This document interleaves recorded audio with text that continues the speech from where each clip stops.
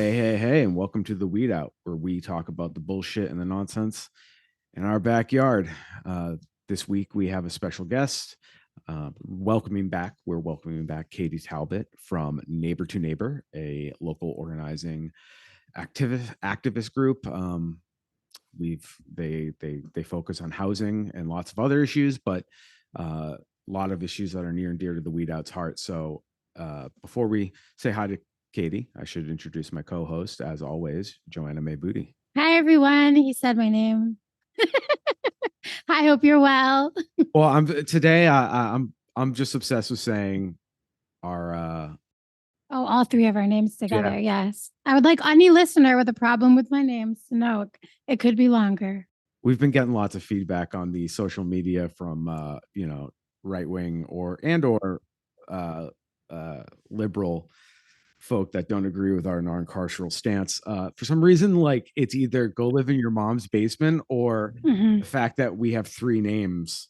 Very upsetting for some people. Yes. It's very strange. So it's like it happens like usually the third back and forth is when it gets brought up, and this has been dozens of times since we started the Weed, because we both uniquely have our names. and our middle name is only 3 letters. Like, actually, that's like what our parents did for us. We didn't do that for the podcast. So to all of our name haters, please calm yourselves, find something else to upset you, touch grass.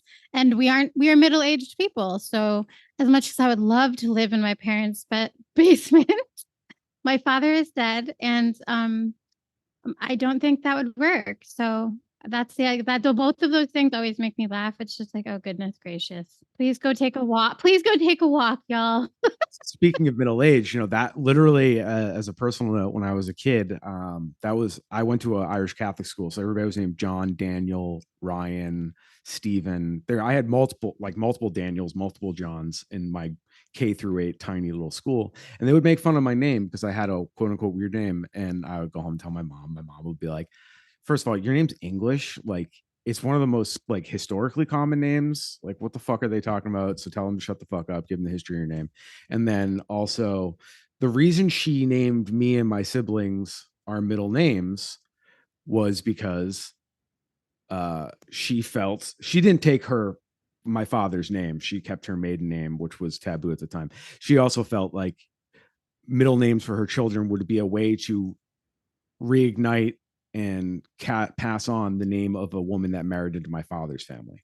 So that was my mom's little fuck you to the patriarchy. And my grandmother, I believe, she's never said that, but she told me all your middle names are maiden names from people that gave up their name to become Petersons.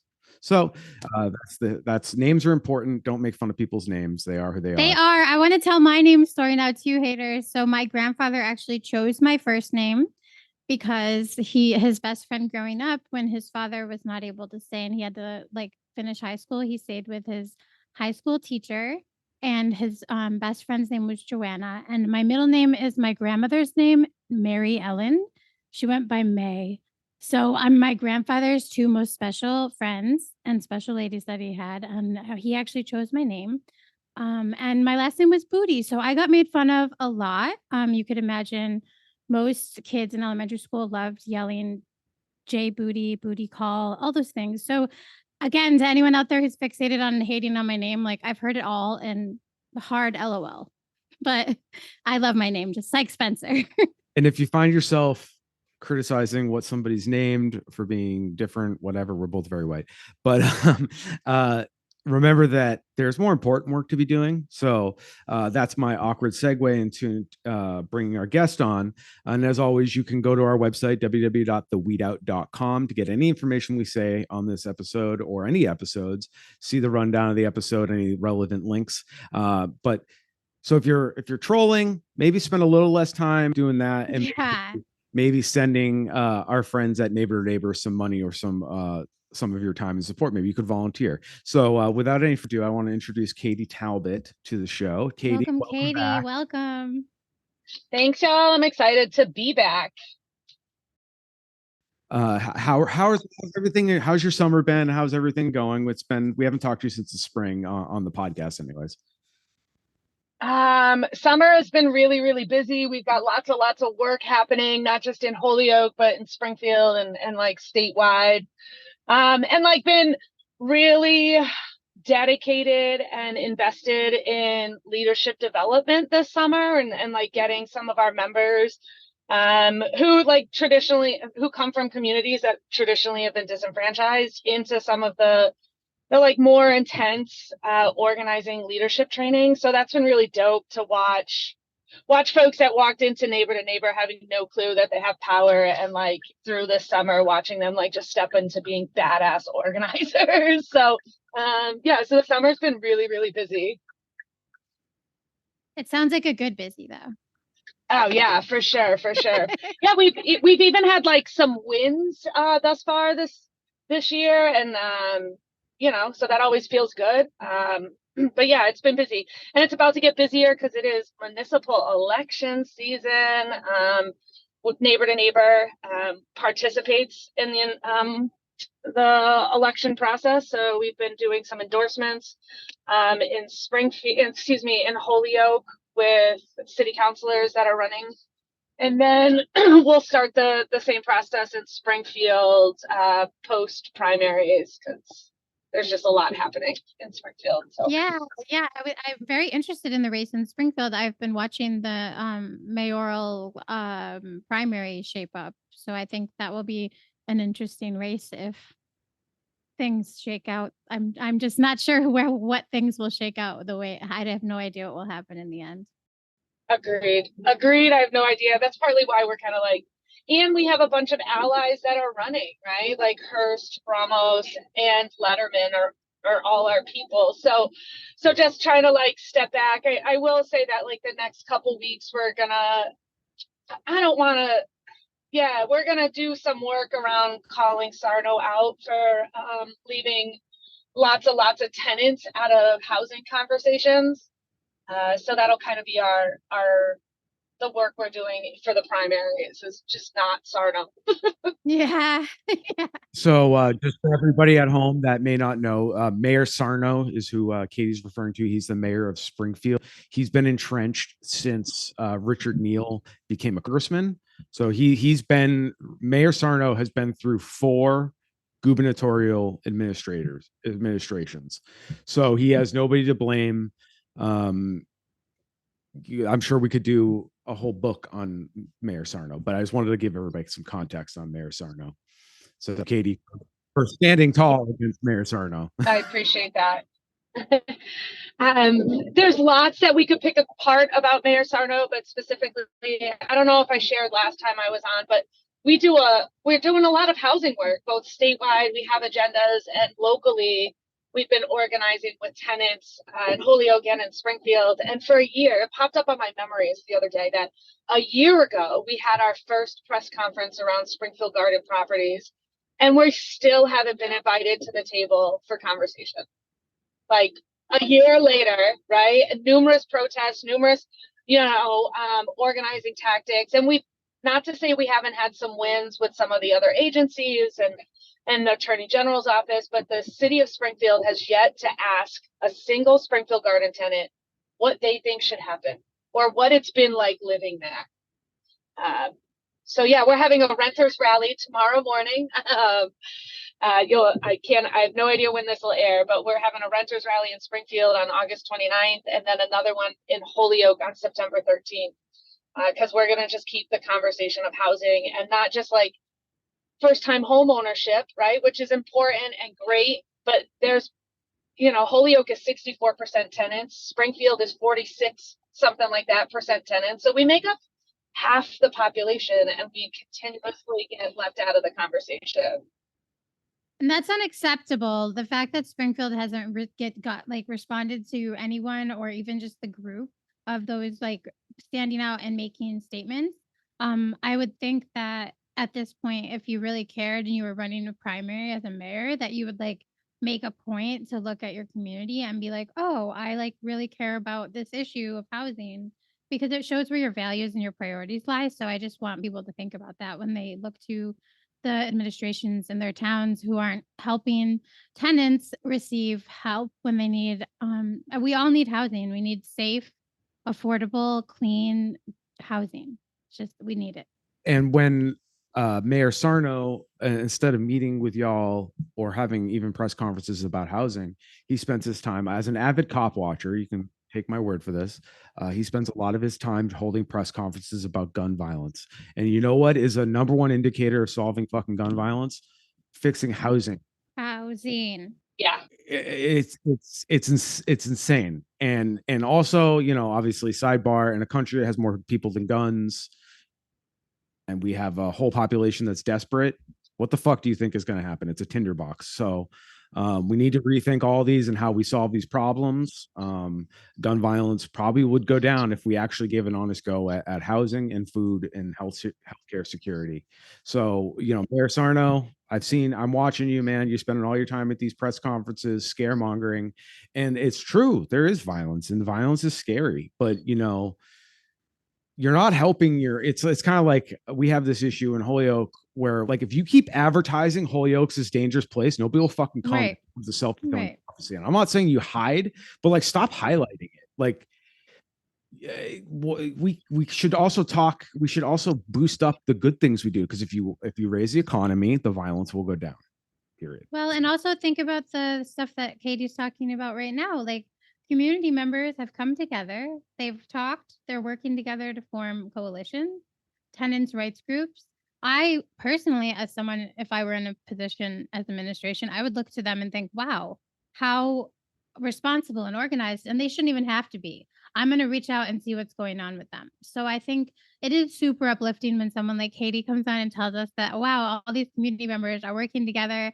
And, you know, the mayor hasn't got back to them yet, but the fact that they're sticking with it and they're still going to stand out and keep going, it's really awesome to hear, Katie. Yeah, thanks. I've shared with you before. I'm grateful that I'm able to do this work, but also, like, shared, you know, just in this conversation about the badass organizers that I get to work with.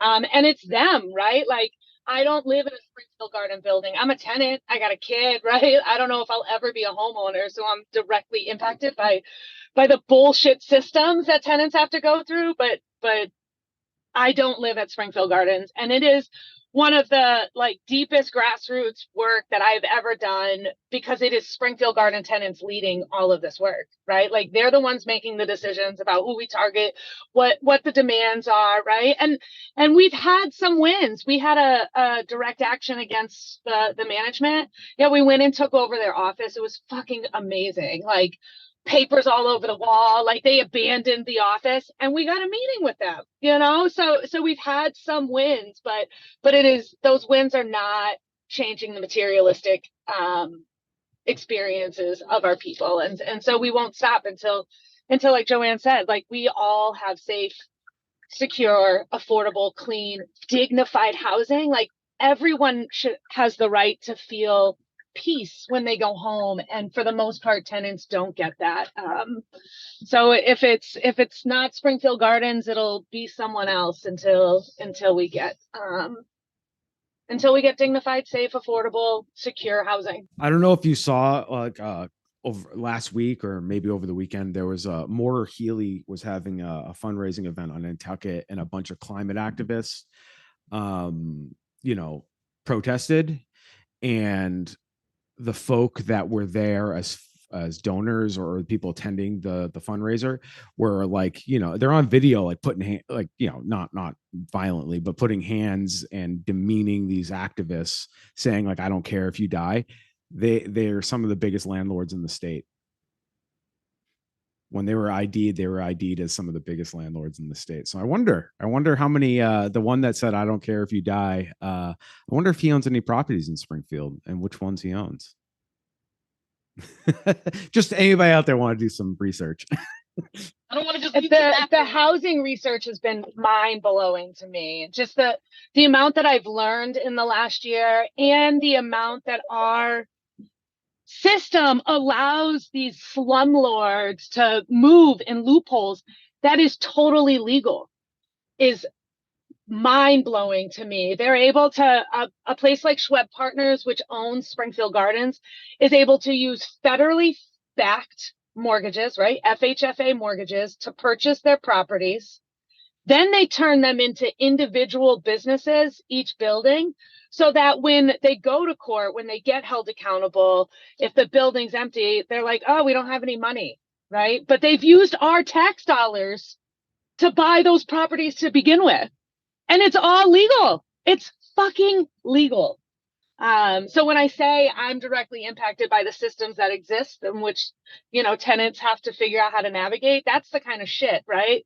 I pay taxes, and my money's being used for the rich to continue to get fucking richer at the cost of my housing. My housing! Socialism for the rich, socialism for the owner class, fucking bootstraps, bare knuckle boxing cap for the rest of us. Yeah.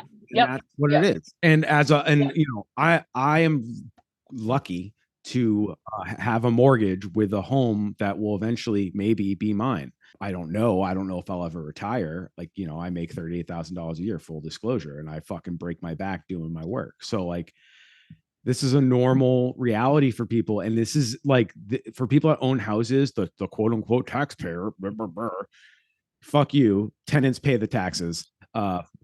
Yeah, everyone pays taxes. Well, even my landlord's not coming out of their own pocket to pay those property taxes. Right. That's my fucking rent exactly. money. That's paying their property tax. Remember that if you hold landlords accountable and they actually have to upkeep their properties, that's good for your fucking property value. I hate this system, but like, come on, like, think about it. Like, you want the people living around you, to have extra money in their pocket so they can spend money in the goddamn economy, and also that their houses aren't falling down and they're safe. And then your community safer, your housing property goes up, value goes up. It's the cruelty. It's the cruelty that gets me. I was gonna ask, like, the cruelty of these loopholes is so I mean, it's so, I'm speechless, and I'm barely speechless ever. So, I just think the cruelty of these types of loopholes, Katie, like, are there things that we can do, like at the legislature, and I'm sure you'd know better than me, like at the state level or the federal level, where we can stop this type of thing? Yeah, so we are organizing. One of our targets is the Federal Housing Finance Agency, the FHFA, who backs some of these mortgages, to have them really implement some tenant protections. There's other things that happen, right? Not just like the rich being able to get richer by using our tax dollars and loopholes, but like for people's daily lives. I think about this woman in Holyoke who has lived in her building for 13 years and is currently facing a no-cause eviction because it was recently bought and they want everybody out to flip it and charge $2,100 a month for rent, right? All legal. It's fucking legal. It's legal. We live in a no-cause eviction state, which means your landlord can evict you for no reason. This woman has receipts for paying her rent every month, and she is actively trying to find a new place. Her thought is like, I don't want to be someplace that people don't want me there, which sucks, right? After 13 years. But she's actively looking, and they couldn't wait. So now she has a eviction, regardless of how it plays out in court. It now will forever pull up on her housing court record. Even if they've come to agreement, it doesn't matter. Once your name gets put in housing court, you have a housing court record, and hopefully your next landlord wants to know, right? Like what happened. But for the most part, they don't care. I was a tenant for very many years, and I had landlords that I've actually been in housing court for, and I didn't know they could do no cause evictions in Massachusetts. Like, everyone acts like Massachusetts is so progressive and helpful for tenants, and like in my particular case, it was almost an eviction, and then community legal aid, so I always shout out to them, got involved and did help me like navigate and get in through the court system. And like, I didn't end up, I don't have an eviction, but I do have other things that were filed on my, like, against me. And I thought, like, based on all of the things people always say about our state being so progressive, that wasn't the case. So thank you for enlightening me, but that is so upsetting that that's possible. Yeah, it's gross. Massachusetts, I mean, comparatively to the rest of the country, Massachusetts does have a lot of tenant protections and tenant laws, but the way it actually plays out on the ground and in people's lives is very, very different. And shout out to community legal aid. amazing work they're doing. But I want to share with you too, like that their capacity has dwindled so much that they are only taking eviction cases for folks that have subsidies, because the Wow. eviction rate in Hampden County has increased so dramatically over the last year, that now CLA is like, we just can't, we don't have the capacity, which is crazy. So upsetting. That is so upsetting. And I was recently looking at some like statistics regarding homelessness nationwide, and it was saying like pre-pandemic there were like 2 to 3, I think, million people potentially homeless, and that now organizers would say like the numbers are showing around 5. But organizers think it may be like far more than that, because it's just eviction after eviction type of thing. Well, and we don't account for folks. If you do not have a name on the lease, right? If you're staying with your family, if you're staying with friends, we don't ever count those folks as houseless because they have shelter. Those people are houseless, right? There is no security in staying with your family or your friends. There is no rights in that situation, right? So those folks are houseless too, and they never get counted when we look at the numbers of houseless community members.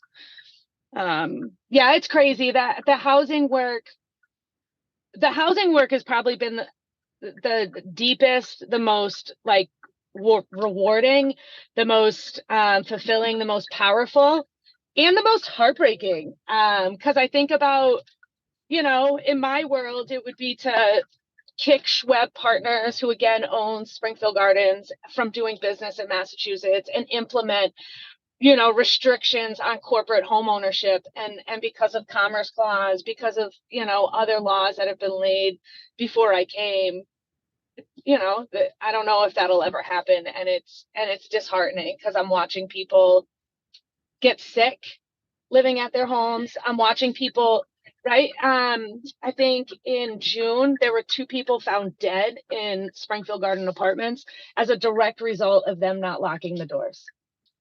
Right? So people are fucking dying because of where they live, not because of the activity that they're in, but in their own apartments. They're dying.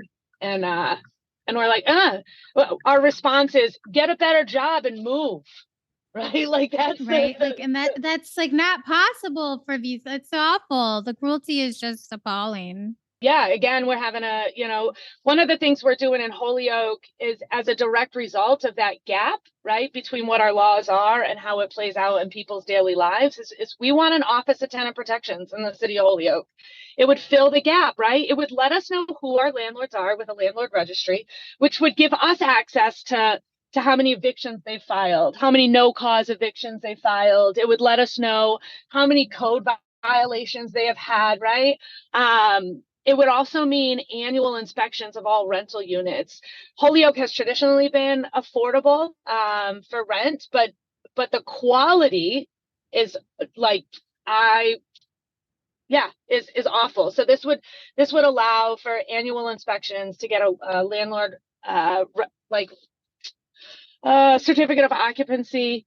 And then it would be know your rights workshops every quarter for tenants and landlords, right? Because a lot of times we sell this idea that, being a landlord is a pathway to generational wealth.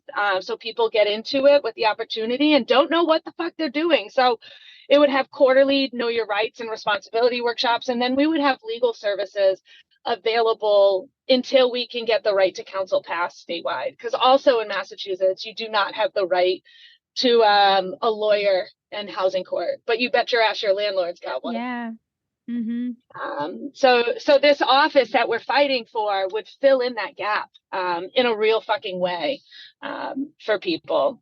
Well, I'll be rooting for that. I'll be rooting for them to implement that, and I'll be hopefully able to put some pressure when you all attend city council meetings. Keep us informed. I know Spencer and I will make sure to be there or do what we can. I will do that. I'm not as great as Spencer in segue, but I did the last time we talked, I believe we talked a little bit about ShotSpotter, and I wanted to share an experience with y'all. We had our neighbor to neighbor endorsement meeting 2 weeks ago. It'll be 2 weeks on Wednesday. And a bunch of us were outside afterwards talking Main Street in front of Nueva Esperanza. And I don't know, an AR-15 went off, right? See a blacked out car pull out of the alleyway, right? We're all on the ground, kind of like, fuck, what just happened? And 20 minutes later, we're like, oh shit, we have to call the cops because ShotSpotter never went off. It never fucking went off. And then to top it off, That's insane. Top it off, we said to the cop, isn't there a ShotSpotter down here? He said, yeah. Was it activated? I don't know. I didn't have my phone on me. So how is that an option? If that's how you get notified that a ShotSpotter went off through your phone, why isn't it should be part of your fucking uniform then? But we were waiting because we were like, oh, ShotSpotter. And it took us, I'll be totally honest, it took us 20 minutes to be like, oh my God, someone could be dead. We need to call the cops. Like we need like medical services down there. But so much for these things, you know, being flawless, amazing working systems. Yeah. I'm going to segue because this will give you a chance to rant, because technology doesn't keep us safe. We keep us safe. Community. Yes, if the default was fuck gunfire, let's call the authorities, is taken away because we have technology, then nobody fucking calls. And I'm not saying the cops would have done anything. I'm glad the cops didn't show up. I'm sure because he probably would have shot one of y'all. So like, it actually probably was best that it failed. Like, that's the reality of it. That's how the stats work out. And you know, the body cameras, the plate readers, all this stuff doesn't actually keep us safe. It's just a tool, another tool, and another fucking waste of money. Because it, you know, apparently it's going to these guys' personal cell phones, and then yeah, like you said, not part of your uniform. Again, I don't even want to spend time fixing that problem. I just want to be like, no more toys for you. You guys don't deserve toys. And you know, you can tape the area off. That's what you do. Like that's all you do. And you don't need a gun to do that. So, you suck with handling your guns. And sideway, I'm glad, I would love to hear who you're, if you can anyways, if you're ready to tell us who you're endorsing from, I cannot do that. I will absolutely, once we know, like once we have made it public, we're still in the process. We have 3 more interviews that we're doing. So that is happening this week. My thought is after Labor Day, you know, sometime next week, we'll have a public announcement of who we're endorsing. It was a phenomenal process, though. I think we had 30 community members come, neighbor to neighbor members come and be able to really like dissect and ask questions and kind of dream of what it would be like if these folks would be representing us. So it was a phenomenal process. I was really grateful. So yeah, as soon as I can, I will. Just not yet. This is a personal note as a constituent of people in Holyoke government. I don't know if this interests you, but Mayor Josh Garcia has blocked the weed out on social media. Yeah. Interesting. So in your vetting process, I would like that to be included. And everybody playing at home, that's a data point. A mayor is afraid of a tiny. And it may not be legal. Oh yeah, you know, then there's the case law is a little fuzzy on can they do that, because it is technically a personal account, but he does government business on it, so therefore it's a government account. Yada yada yada. And yeah, I know we're a tiny little like duo, like, you know, media company, quote unquote. The mayor of a city of 4,000 people. Well, to block journalists is weird. Blocking journalists because he doesn't like us bringing up what's going on with the sexual pest in internal affairs, Captain Reyes. Like, do you not see how bad this looks? The dude was in charge of internal affairs, the same department that gave back 100 complaints and said that, yeah, all good. Like, what are we doing here? Who lose their fucking guns? That guy's in charge of the people who lose their guns in Holyoke Mall or point their gun at another officer in uniform in the parking lot in view. Like, it's insane. And then we want them to fucking show up to deal with an AR-15 situation where, you know, a group of you are just standing there and one of you could have been, seen threatening or had something in their hand. And that's how, like, you could have just been on another t-shirt.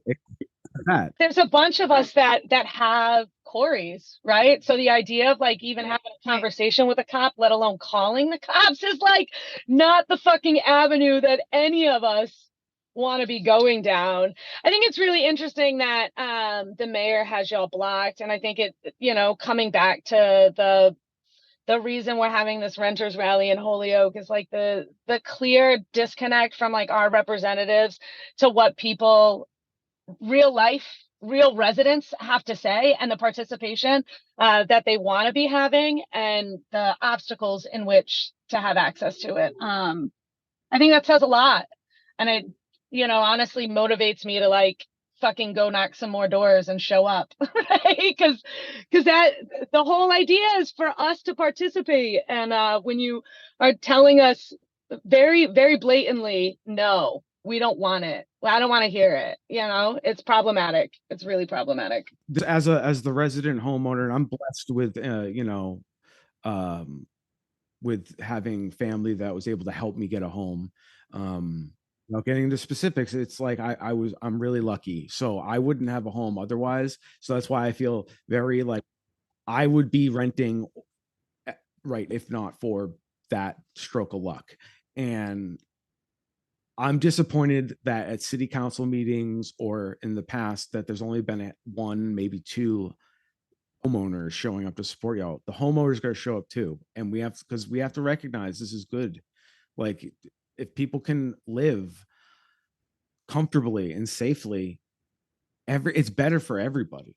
And everyone should have that right. Like, if you don't think that everyone should have that right, you should self-reflect and think about yourself. You know, we're all one accident away from being a houseless person with nothing left. Like, the medical industrial complex will take every penny and you'll be left with nothing. And I feel that I think people, you're much closer in life typically to someone who may be houseless than these wealthy people that you're watching on TV or seeing in the media.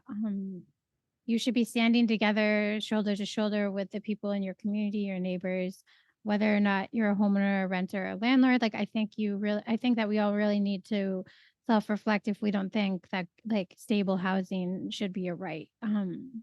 And I know that may sound extreme and I sound radical. And if that's the case, then I would hope that you search your soul for some radical love for others, because you're a ghoul if you don't believe this. Wow, yes, ghoul. Anyways, Katie, before I, you know, pivot to bigger picture things, do you have anything you'd like to add About housing or about some of the other work that we're doing? Because any final thoughts? Yeah, so a lot longer than a final thought. I did want to plug like, so two things. Neighbor to Neighbor has a criminal justice reform team that we've been like working hard on, you know, headed towards our North Star, a system of accountability that causes no more trauma or harm. There's a couple things that we're working on. One of them is the felony enfranchisement ballot initiative. There's both state legislation that made it out of committee. We're one of 3 states in the country that has had their felony enfranchisement bill make it out of committee. So that's huge. But we're also launching a ballot initiative, which means from September 20th until November 20th, that's 8 weeks, we are collecting signatures, 80,000 signatures from across the state. And no county can get more than 20%. So that's 17,000 signatures in Hamden, 17,000 in Franklin, 17,000 in Hampshire County. So we're launching that campaign this fall. Really excited about it. I believe September 16th at 1:00, we're going to be having a volunteer planning session at Enlace de Familias on Main Street here in Holyoke. We'll, you know, plan out where we're going to be, what events we're going to be at over the next 2 months. We need all hands on deck. It's mind blowing to me that the right to vote was taken away in Massachusetts as a punishment, right? Like, there, folks organizing behind the wall to get better representation, right to vote taken, right? And since that has happened, we have watched education, health, mental health, physical health, food, recreation, all that shit dwindle behind the wall. And yeah, so ballot initiative starting September 20th, but we're doing a kind of launch on the 16th. Check out the website, no longer 3/5 .com. It'll share some webinars that we've done, things like that. Also want to share that we have three other policies that we've been working on. One of them is no cost calls, so that our folks behind the wall can stay connected to their community. 80% of our people are coming home. Like, don't we want them to fucking talk to their family and friends and community? A prison moratorium, which would put a halt on all surveying, planning, expansion of prisons, and then a automatic record sealing for any crimes that were thrown out, dismissed, found quaffed, not guilty, things like that. Currently, if you get arrested, period, if you get arrested and charged with something, regardless how it plays out, that still comes up on your Corey, which is crazy. So we want all of that stuff to automatically be taken off your Corey. I want to share that no cost calls was added into our governor's budget, which I believe just got signed from the state, from the House and the Senate. So we fucking won no cost calls in the state of Massachusetts, which means our people and their families will be able to stay in touch for free with no limits, no restrictions. Yeah, so that's a big fucking deal. So really excited about that. It's huge. Do we need to contact Maura Healey though? Because I was reading online that she actually didn't move it forward. So was that pushed back to the House and Senate? Because I saw it was sitting like, because the government had like, taken their break and Maura Healey didn't move on it, that it would take a while to go into place. That was the last thing I read. Yeah, so initially they thought it would go into effect December 1st because of the delay. But the last I heard is that actually it would be retro to July 1st from when it was supposed to be implemented. If that's the case, July 1st, like our people are going to be getting checks from Surest, which is like huge. But that was, I think that was last week was the last I had heard that it was going to be implemented. Okay, July 1st. That's amazing, though. That's more of an update than I knew. So thank you for sharing that, Katie. Katie, you're better at the segues and hosting the podcast, because I was literally going to ask you about the big win, and the no cost call just happening. That's a win. That's fucking huge. Just as someone whose nephew was incarcerated for 7 years, being able to speak to each other costs our families so much money. And I don't think some families could even, and that didn't mean we get to talk a lot or see each other a lot. So I don't know if people who have never experienced this understand that the companies are gouging you for a phone call, and it makes it so like a lot of people can't even afford to make those calls. That's why this is so huge. Two things. One, like it was costing our families and friends like $12 million a year to stay in touch with their folks. It is costing the state of Massachusetts $3 million. So the power in negotiating is like crazy, but we were totally fine with our people spending that much money to stay in touch with their family and friends. That's gross that we were okay with that. And two, just want to shout out the Keeping Families Connected Coalition that, Neighbor to Neighbor got involved this year, but this work had been going on for a while. And the last legislative session, it had passed, right? Like it had gotten through the House and the Senate, and the then Governor Baker vetoed it. So like there was no break. There was no like, oh, we didn't win. It was like right back to it this year. And we were able, Neighbor to Neighbor was able to like step in and help do some Western Mass organizing around it. But the Keeping Families Connected was really like huge and instrumental in keeping this work moving and this win. Yeah, that's huge. So it's not all bad, but you shouted out a bunch of initiatives and things that are coming up. How can our audience help? Get a hold of me, Katie at N2NMA.org. We're having, again, I'm not sure when this will air, but we'll have our renters rally in Springfield, August 29, 10 a.m. We will have another renters rally in Holyoke, pushing for an Office of Tenant Protections, September 13th. Not totally sure the time yet. But like we need like Joanna said, like we need people, homeowners, landlords, tenants, houseless folks to continue to have the conversation of housing on everyone's lips and everyone's mind, right? It is not going to be, it is a multi-tiered problem. So we're not going to have a one tier solution, right? And we need all the voices at the table in order to navigate the way forward. It starts with us stopping looking at housing as a commodity, right? Like as an avenue to riches. But we need everyone in that conversation in order to really implement some policies to change that practice. So I'm always available, again, Katie at n2nma.org. We have monthly member meetings in Holyoke at the Holyoke Library, 6 p.m. The third Wednesday of the month. So the date fluctuates, but the day is always the same, September, the third Wednesday of the month. And in Springfield, our meetings are the fourth Tuesday of the month, 6 p.m. at the Brightwood Library on Plainfield Street. They are open to everyone, even folks that don't necessarily align with our values. Like we need to figure out how to organize across those lines that the right and the rich use to divide us. So even folks that are not 100% aligned with our values, come through and let's have a conversation and move forward.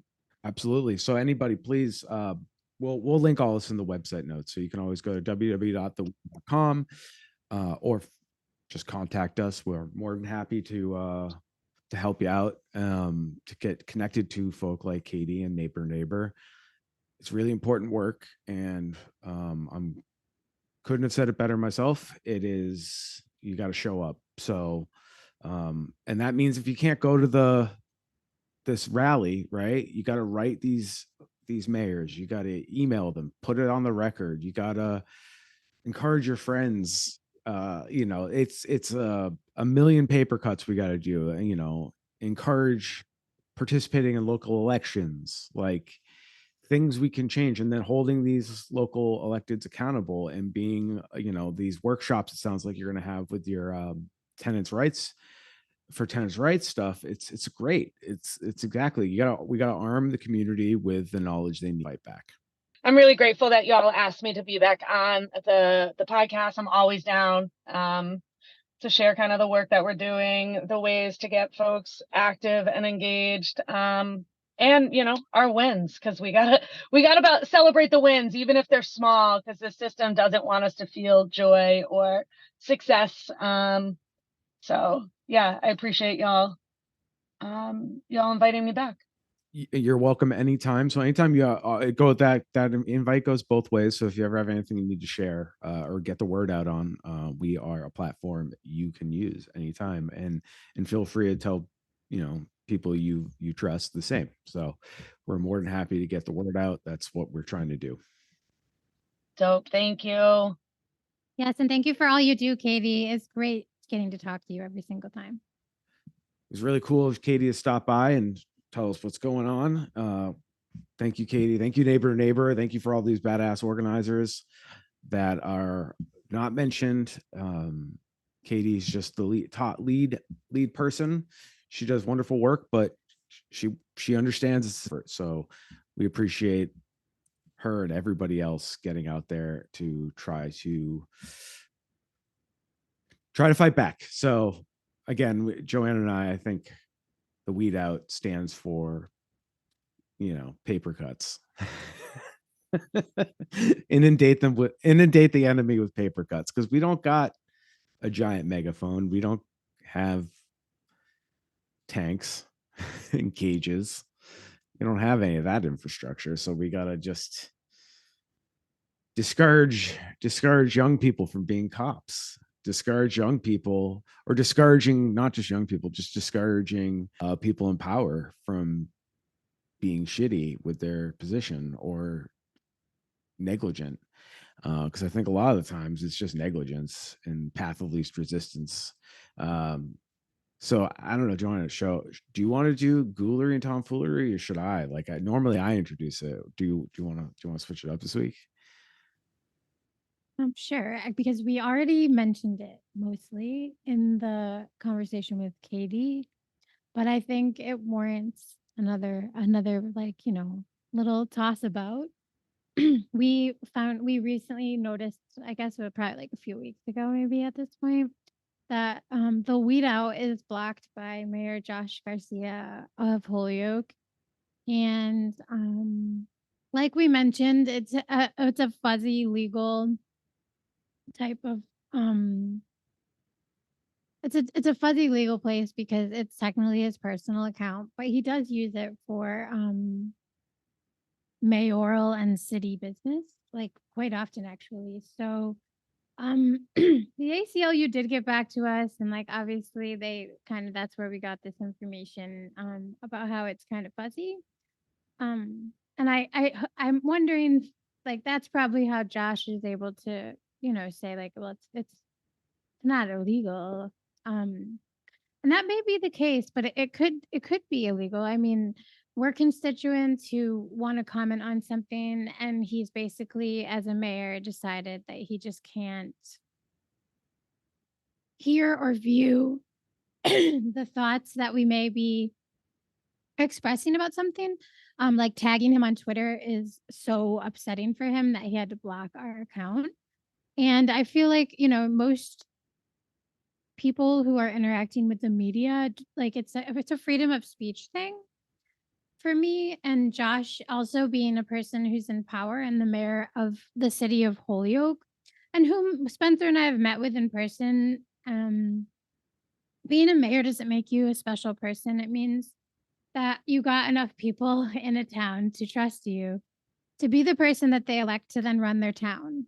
Um, it is not easy to do, but it also isn't like, I'm sorry, I'm gonna do like an Elle Woods thing here. Like it's hard is how I feel when someone like Josh blocks us though. Because if you think you have the the backbone for leadership and you block a tiny media company who is standing up for unions, workers, houseless individuals, and really cares about your community, even if they're asking you challenging questions. I don't know. That's some ghoulery to me, Spence. What do you think? It's ghoulery and tomfoolery. I mean, it really is the definition, Josh. Like It's just like embarrassing for him. At the end of the year, and when we do our version of the Dundies, I mean, you're going to be in the running. Yeah, he gets one. Yeah, he gets I don't know if you're going to get a like full ghoulery and tomfoolery, but because like, here's the thing. Maybe, we're not going to sue him. I don't got time for that. Oh, we don't. I mean, and we don't have the money. We also don't have the money. Like and what is he going to waste? I don't want to waste city resources on this. He might sue us, but I don't want to waste Holyoke's resources on this. So but like he probably it's a data point. Oh yeah, it's just it's like Katie said. She was like, "Oh wow, like that's because we will come and ask. We may say things in a way that isn't, and I tend to be the one that may say the things in the sweet way that everyone likes because I was programmed, like most women, to be polite or we're not going to hear you. And I won't always do that though.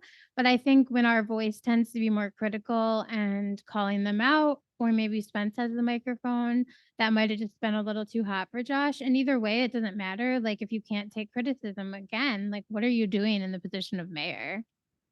It's just a ridiculous thing to think, oh, I'm just going to I'm going to block this out. And it sounds like what Mayor Sarno is doing to the people who need good housing in Springfield Garden. And it makes me very leery and very, I don't know, I would be worried to reelect Josh if he can't even take the two of us just busting chops sometimes. I mean, I'm sorry, if you're doing something wrong, I'm not going to just let it happen. And for those at home who need to hear the context, I'll give you the context, but I just want to remember that line of thinking is victim blaming. In this case, we are the harmed party in the eyes of the law.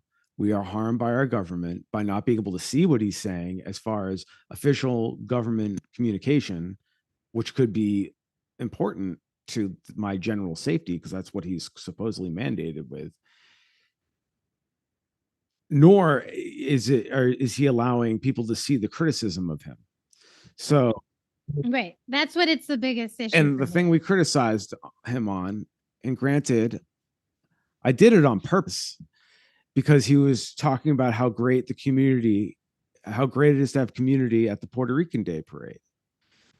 Which is great. And we said simply under his post, we agree. Community building and community trust is amazing. We agree. Captain Reyes is accused of sexual misconduct of a subordinate, and he is he was lead of internal affairs from what I've read by reporting from Mass Live, Shoestring. Yeah. Right? Why the fuck is he still here? I know. It's just like we should be able to ask the question. There's a restraining order enforced by the court. I'm sorry. Like, this just stinks to high heaven. And that's what you block. Like, essentially, that's what after that we were no longer able to interact with his profile. So and people were interacting. He didn't block me. He didn't block me personally, so I guess I could still comment him. No, it's not through my personal account, but it's not worth it. We were just using like our platform where we do and post our investigative journalism, or we share our podcasts or our work. We were using our space to, like bring light to certain things. So you're right. Like, I don't know. I just, again, like as a leader, like if nothing, you could even just mute us. But like the fact that you can't, it just says so much. It says so much. Like I can't hear or see these things. Or I can't have like, you. Okay, well, you're going to be like, are you going to be? I can't have you sully my the day where I get to sing Kumbaya, which Kumbaya is fantastic. Like, we should all get along. Well, yeah, and I'm really happy that the Puerto Rican Day Parade happens. Like, that's a fantastic event. They're half this city, and they are the just as much the culture of the city as the fucking weirdos that do the St. Patrick's Day, the Irish thing. Like, yeah. And hey, hi, white guy, grew up in Boston area. Boston. Irish went to high school in Dorchester. Like, the Irish bullshit. I my spouse, my wife, she's yes, Bridgie's more her Irish. Father is from Ireland and England. Like, he was born in Ireland, spent his some years in England, then he came here because of tragedies and just the realities of why people immigrate. And he is really enlightened. He hates the fucking shamrock flags and the bullshit. He's like, this is weird, because nationalism's fucking weird, especially a nationalism that you're like 4 generations removed where your ancestors sold out your culture to join the white supremacy culture, to become cops in New York City and take shit over. And the point is, I know it's a rant, but just because you're having your day, that's all the more reason to ask you this question. Yeah. Yep. It's not us trying to be like anti Puerto Rican Day Parade. It's just like, oh, you're on the megaphone.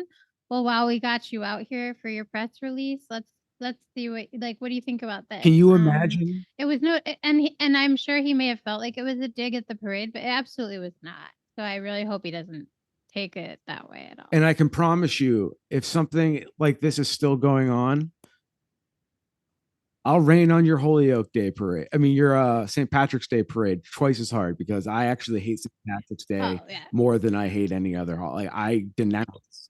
I mean, it's literally a holiday for like getting. I literally denounce my roots. Like, I do. I want nothing to do with the Irish Catholic shit out of Boston. That whole, like, we go to church, but we're hungover. I get to say I love Jesus. You black out at funerals because it's just easier than feeling. And I hate, non-white people. I have lots of disparaging things to say about it. Well, and I don't think all Irish people I'm talking feel that about, way. Like, my dear sweet. I'm talking about specifically the South Shore, the South Shore, Boston, Irish Catholic, like what Ben Affleck plays, like that stereotype. Yeah, exactly. Matt Damon, like, just in the last like 2 years, was told by his like teenage daughter, like, you can't say the F word about gay people. He just got that memo from a child, and he's like, oh, and he admitted, and like, credit to him, like, sidebar, like, I guess you're ignorant, and admitting it, and being like, yeah, I just stopped using that like Like not even as like I just actively stopped using it. Like, no, that word is bad, like 2 years ago. And it's like, dude, what? I know, but I will. So segue on this, which is so crazy. That's the Irish Boston. That's the Irish Boston.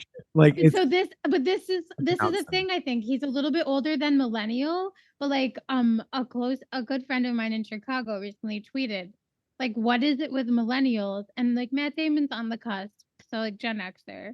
What is it with millennials who still have like despicable like speech, like the way they speak, like saying F word for gay people or the R word or I don't know, there's lots of different weird things that like we just don't think about. They were like 90s to like that's so gay even. Like I've heard like I was a kid in the 90s. All those everything you just said, yeah. Like that's our I had to actively everyone I had to actively unlearn that. Yes, and so, but it's so crazy. So me and this person were just. That's why it's funny that you're bringing up the Matt Damon thing because my one friend is just at the point where, like, a breaking point where he's kind of like, what is it with the people who are like, like millennials and haven't gotten like understood or got the memo yet? And so, like you said, kudos to I guess for Matt Damon for figuring it out. But I was with you, like I'm like 2 years ago, and to the people who are still doing it, it's like how are you like who do you hang out like this you're not okay, like who are you hanging around that just accepts that behavior? And I'm guessing it's I don't want to be rude, but white straight people, you're not okay. I think this is a white straight woman telling you. Absolutely not. And so this is your promise that we will be far more disruptive on St. Patrick's Day, Josh. Yeah, like it's not about the holiday. It's just about getting. And I might do that to prove a point. Question answered. Anyways, but because this race thing might still be going on. So hey, figure it out between now and then. And hopefully anything happens between now and then, you also handle with transparency and understanding and actually address it. But regardless, we can go from hating Josh Garcia blocking us to Matt Damon and millennial swears that should go away forever. But, yeah, they just need to go. The weed out. There's weeds everywhere, so we all got to like work on that. And but Josh unfortunately doesn't have the ability to have tomfoolery. That requires a personality. So you got to have a sense of humor. We added the personality there with the whole Matt Damon. That's how I'm going to justify that ADHD brainstorm. We had to insert the tomfoolery because unfortunately, if you're a little tyrant that can't handle criticism on the internet in 2023, you have no aspirations on higher office. You will not make it. You will cry, and that will be cry harder. That will be sad. And crying is a good thing. I'm not insulting. It is, but I just want him to cry instead of block. Crybaby and cry. I would like him to own it and cry because I don't need to see you cry. That doesn't give me joy. So yeah, just own it. And so everybody that's stuck around for our rant about Mayor Josh Garcia, and I'm sure we could do whole episodes of Mayor Sarno and different mayors around town. So it's election. And it's not personal too. Like to Josh, if he hears this, like this isn't personal, sweetheart. It isn't to any mayor. Like you all just need to be really focused on your constituents doing better, not just funding the police and the people that got you into the seats that you got. And from what I hear, like most mayors end up like getting into their position and then not even listening to the people that helped them get there. I'm not saying this is just out to Josh. I could name mayors in a lot of towns. Yeah, Sarno, Steve Ellis, my administrator of my town, and the 3 selectmen. Like I could name, Mayor Menino in Boston. Mayor Wu currently not listening to the Progressive Caucus. Well, Mayor Tyra in Pittsfield, may she be replaced. There's an election happening in Pittsfield. The primary is September 19th. I just want to plug that for people out in the Berkshires. It's a good race to be watching. Please get out and vote. September 19th. And please like follow what Katie said. Please, try to get involved the best you can. Like we here at the Weed Out, we know that you can't maybe not be able to get out there in person, but maybe you can send an email, call your legislator, whatever you can do to help is really does paper cuts. So thanks if you can do anything. As always, thank you for listening to the Weed Out. Thank you for sharing. Independent media is how we do things, and like, sharing, subscribing, following, supporting us in any way you can. Reach out to us via email, reach out to us via email, theweedout@gmail.com. And I don't know, keep weeding out the bullshit. That's it for me. Joanna, take it away. Everyone take care. My cats, Big Red and Gremulon, hope that you just keep it real and try to stay well.